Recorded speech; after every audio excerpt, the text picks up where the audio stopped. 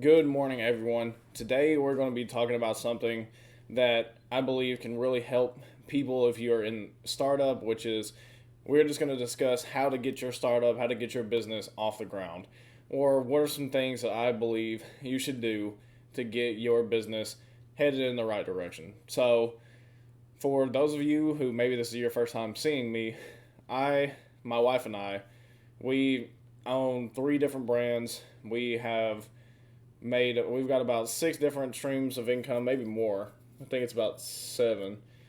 And we are currently seven figure income earners. And this is the second time we've done this. And we are now looking to scale our other brands. And the reason why I want to give you that backstory is for us, we are we're learning things as we go, right? So a big one is, let's say that you're watching this and you're thinking, hey, I'm working at a job, but I really want to do my own thing. I'm really good at cooking. Let's say you're a really good cook. If you are, hit me up, especially if you can make some barbecue, because here in Tennessee I have not found great barbecue.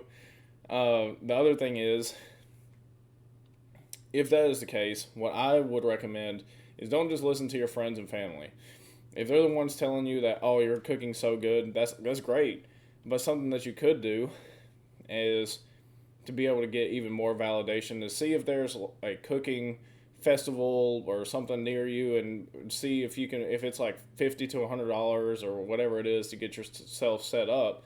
Maybe you go there and you set up and you sell a few things and you get that customer feedback. Maybe they'll say, hey, I'm gonna use barbecue because I'm hungry now. Maybe they say, wow, those ribs were amazing, but maybe you should add more sauce or put the sauce on the side. That way the customer can choose. Getting that kind of feedback will really help you whenever you are innovating and creating a product. The other thing is maybe you want to do those things because you just want to sell sauces and rubs. Like I said, now we're going to be talking in terms of barbecue. But if that's the case, being able to still have those ribs and different things there, they can sit there and if they say, hey, this was really good, I just wish I had more sauce, then, oh, great, bam, here's the sauce. And then also, if they're saying, wow, I love these because of the rub that's on it, the seasonings that's on it, then you're like, okay, great. If you want to do something like it, here's my seasoning mix. The next thing that I would highly suggest you do is, and I've said this in one of my previous videos, which is get known. Take the time and post your stuff everywhere. Well, let me retract that statement. Everywhere that your customer is. So if you are part of the older generation, possibly, I don't necessarily think that your customer base is going to be so much on Instagram and Twitter. Probably Instagram. I would say Instagram because that's still picture heavy. Twitter, not so much. So you just have to find your demographic and you really got to hone it in.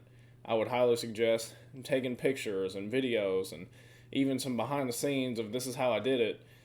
That way you can inspire other people who they maybe want to get started as well, but they're going to be following you and they're going to support you. And you're getting that customer validation as you go. So you're going to be able to get people that will buy your stuff, or even if they don't, if you can just get enough eyes on your stuff, people will start buying your stuff. So, as I've heard in the past, use social media, don't let it use you. So, what does that mean? So, that just means that you want to sit there and use it as a marketing platform for your brand, for your stuff, and not just sit there to scroll it all day and waste time. So, really hone in on what it is that you want to do, figure out your idea, and then go put it on social media. So those are my first two things: is find something possibly local, especially if you are doing food or anything of that nature. Find something local, and that would even be, and this will also be tip three, but find something local so you can get customer validation. Two is you want to use social media for marketing and just post on social media all over the place. Number three is if you're going to launch a brand, let's say, and you really want to do t-shirts, find a local t-shirt manufacturer. And the reason why that is you're gonna see people if you YouTube it, and you can YouTube it right now, which is drop shipping, drop shipping t-shirts or something of that nature. And what you're gonna find is there's gonna be things where you can sit there and there will be a third party that will fulfill your stuff. So you have on this platform, you'll have the listing, your design. This other third party, what they'll do is your design will also be on there. So when it gets ordered over here, it'll go over here.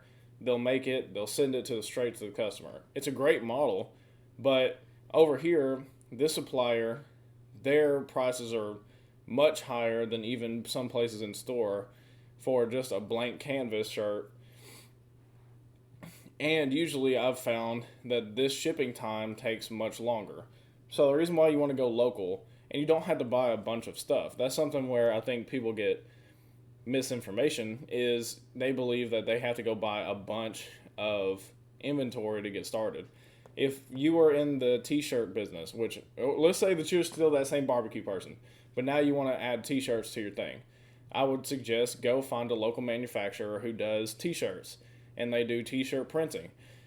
Where we just moved from, we didn't know this until we moved away, or until we were on our way out the door.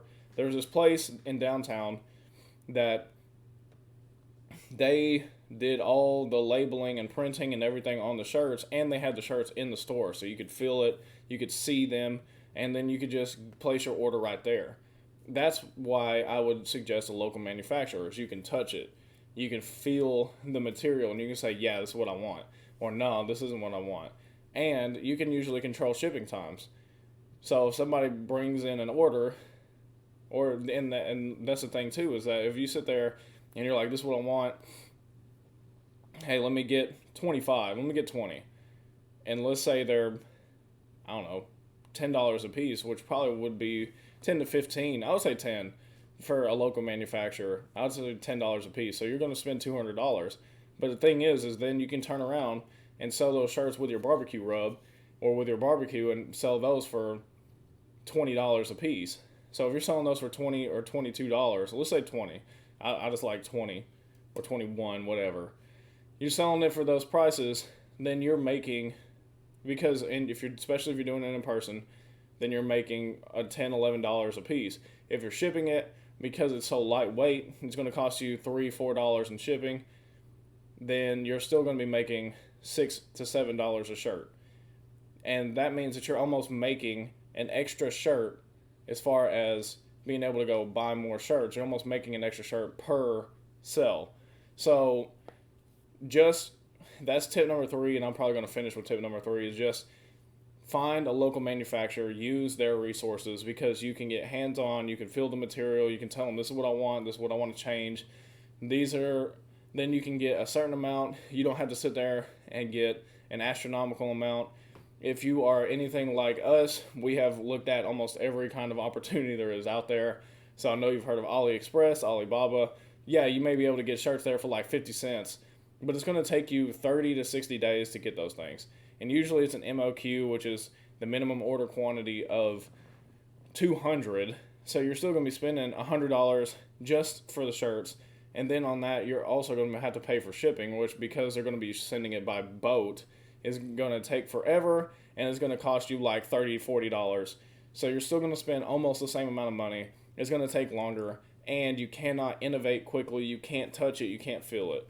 So my suggestion is go find you a local manufacturer. And I'm going to finish with that today. I want to thank you guys so much. I am also going to be kind of giving an insight into some content that's coming up. I'm going to be looking at possibly showing some behind the scenes footage as we start to grow. I'm going to show some behind the scenes footage of what it is that we do. So hopefully that will be able to give you some inspiration to be able to start making some money on the side. Maybe go start your own business, whatever that is. I want to thank you guys so much for watching this. If you do like this kind of content, please consider hitting the like button and also subscribing. If you have any questions, concerns, advice, whatever it is, please leave me a comment, and I'll see you guys tomorrow. Peace.